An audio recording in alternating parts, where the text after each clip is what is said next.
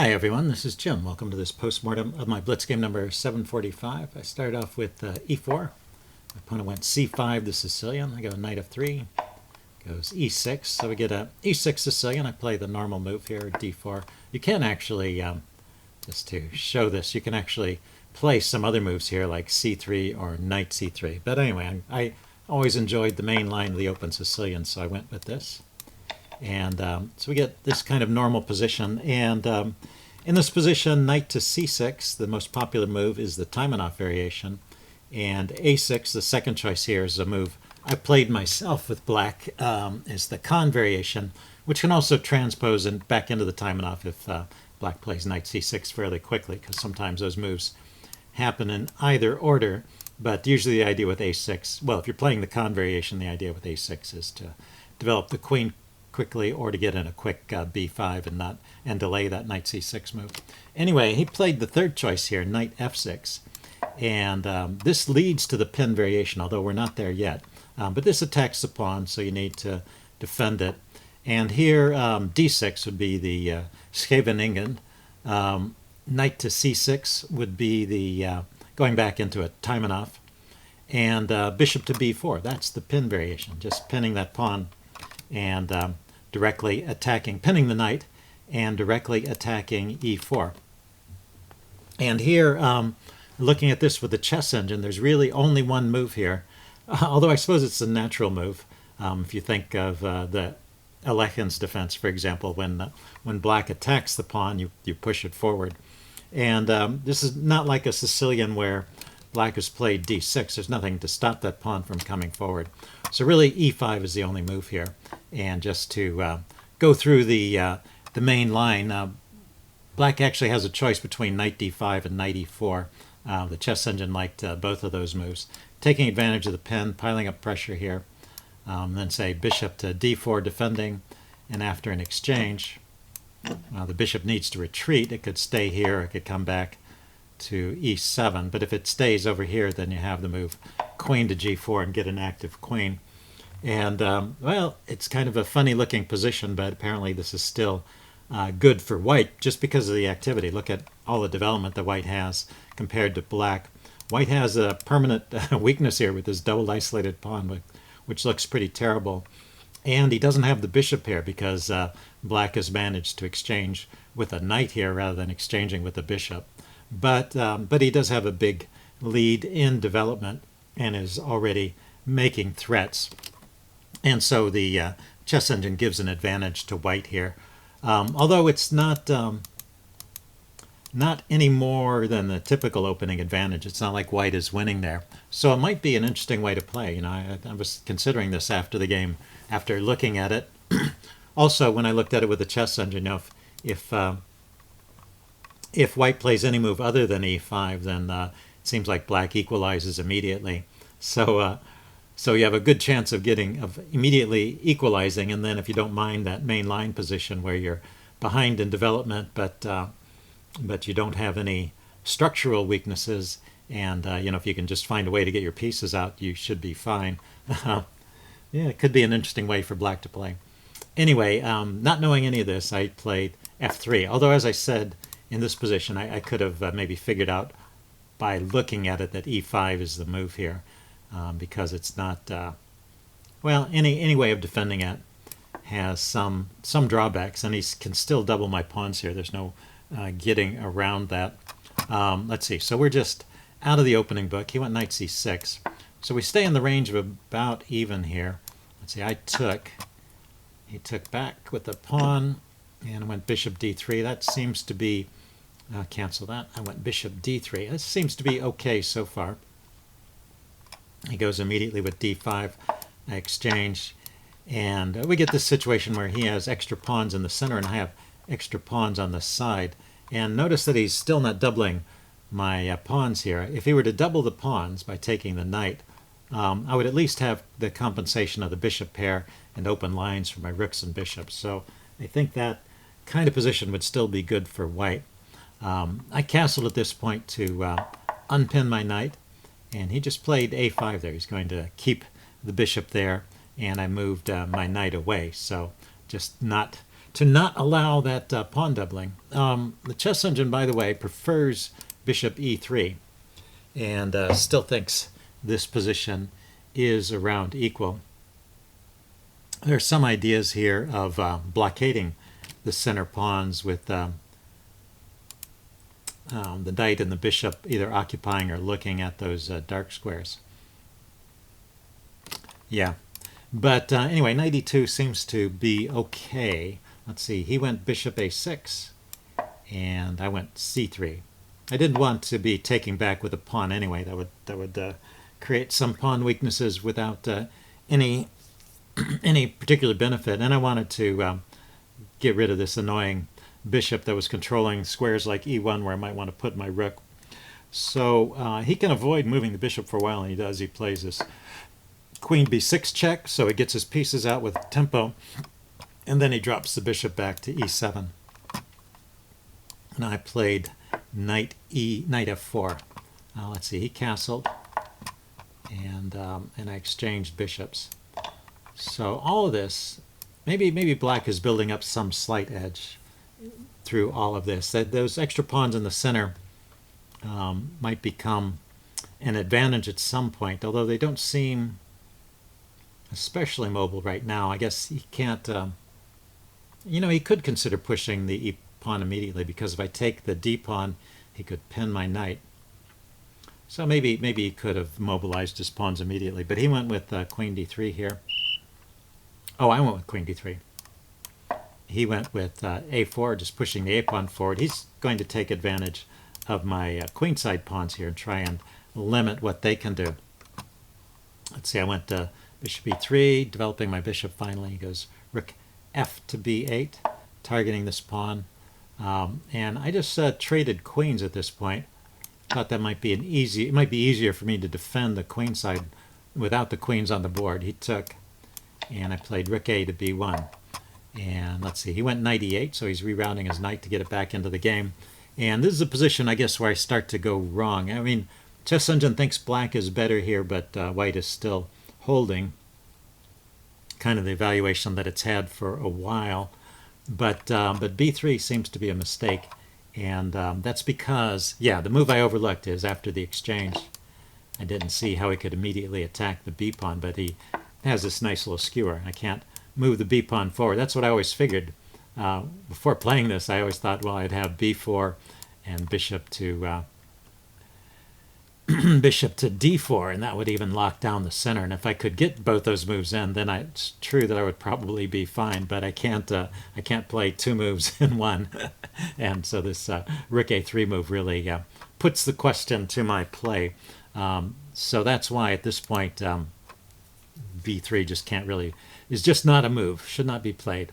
So the chess engine line here to keep this in the range of a playable game, say put the rook on the e file, looking at the e pawn there, and if he tries to double to add more pressure, let's see, the knight, notice he couldn't double immediately because my bishop is controlling that square, so he couldn't play his rook over immediately to double. That's why I'm doing this maneuver with the black's rook there.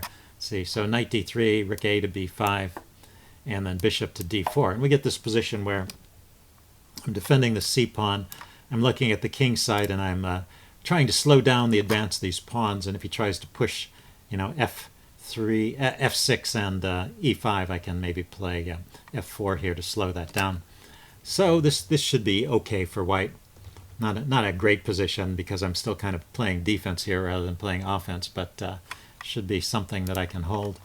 b3, yeah, just falls into this, just loses material because of this rook a3 move. I can't hold on to all my material. So I play bishop d4 anyway, give up the pawn, and it was a choice of which pawn to give up, and I thought this c pawn might have more restraining influence on his center.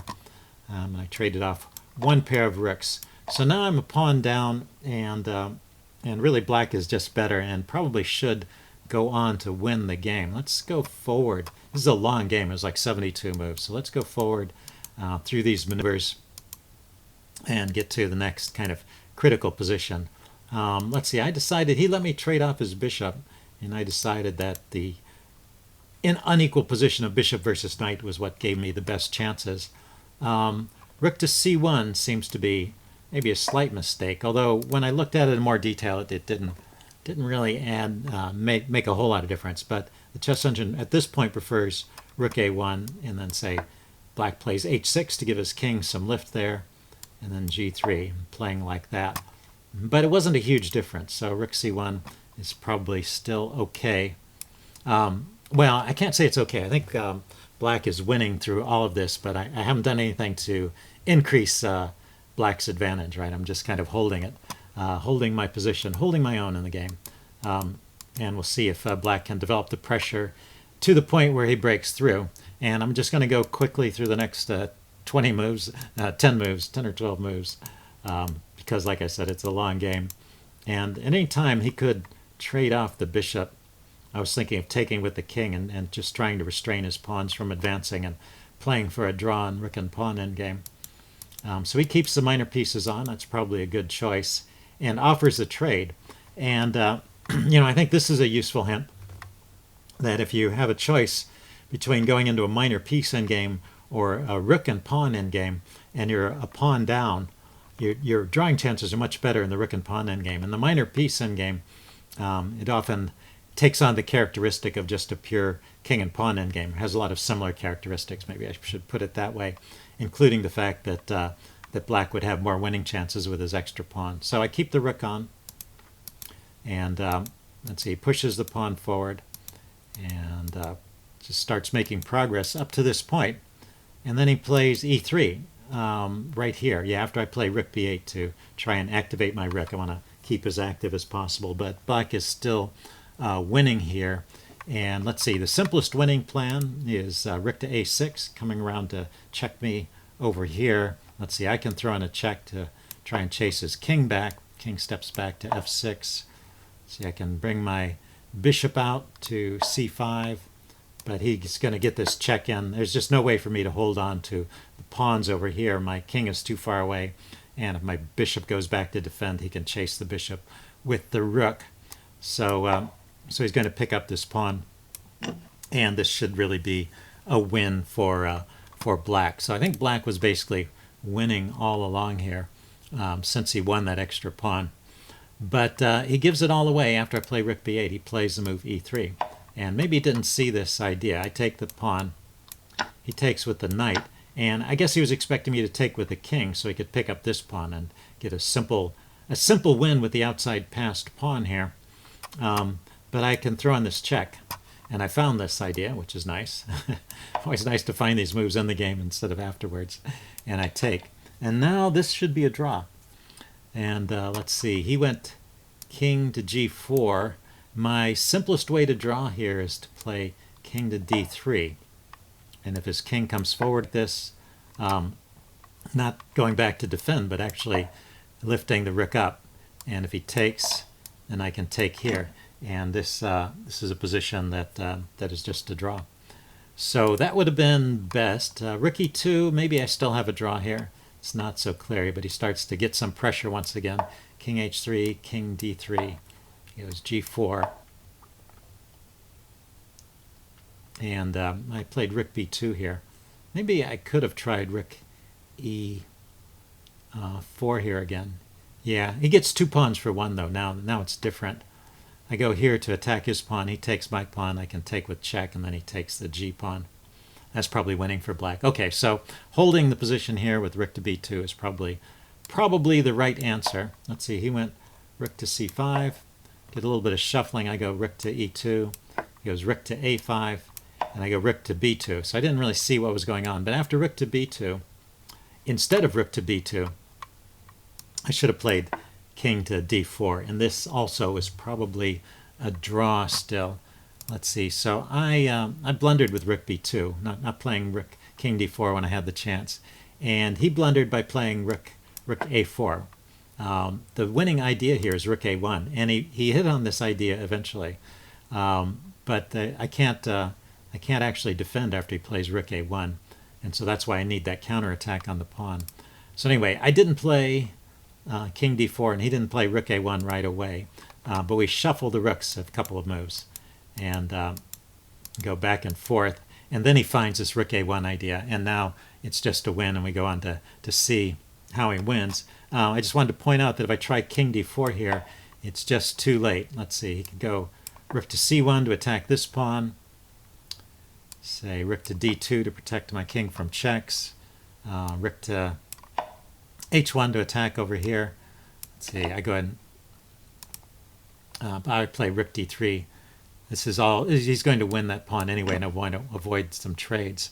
Then I can take on d5. So, I managed to maintain equality for the moment, but my pawn is kind of far away from queening, and he's going to be able to round up this pawn. I can start pushing, but he takes, and let's see, if I don't take, if I move the rook away, then he wins. So he just gets the rook out of the way and queens his pawn faster than I do. So the exchange is the only way to get a chance here, and this is kind of interesting. Kind of similar to what happened in the game. He queens with the h-pawn, and the problem is that even though I queen first in this line, he queens with check, and so he's still winning because of this extra pawn, and because he queens with check, he gets the first move with his queen. But that would have been maybe the toughest fight. Let's see, I played rook b2 here. He went rook d1 check, chased my king away, and then he went rook to h1. And yeah, there's just no saving the position. I guess I'm just going to step through the rest of the moves of the game. I think the rest of this is all pretty logical. I can't stop him from taking that pawn, and I'm just a step behind in queening my pawn. In fact, this is slightly worse. This is actually much worse than the other line because I never get a queen. Although my pawn is close enough that I can force him to take the pawn. This is kind of a neat trick. Something to always remember is if you have a c-pawn, you want to be on this side of the pawn, or an f-pawn, c-pawn or an f-pawn that you're trying to queen, and your opponent has a queen. It's a draw as long as you're all the way up to the third rank, and you can get your king to the edge, to the side of the board that's closer to the edge, because the only way the queen can drive you away from the pawn is to drive you to this square. And now if the queen takes the pawn, it's stalemate. So he has to avoid taking when it's stalemate. So he gives another check, and now he should take. He should take the pawn now while it's check, and I'm too far away to stop this pawn from queening. So this is just a win for black. And eventually he played that idea, and g3.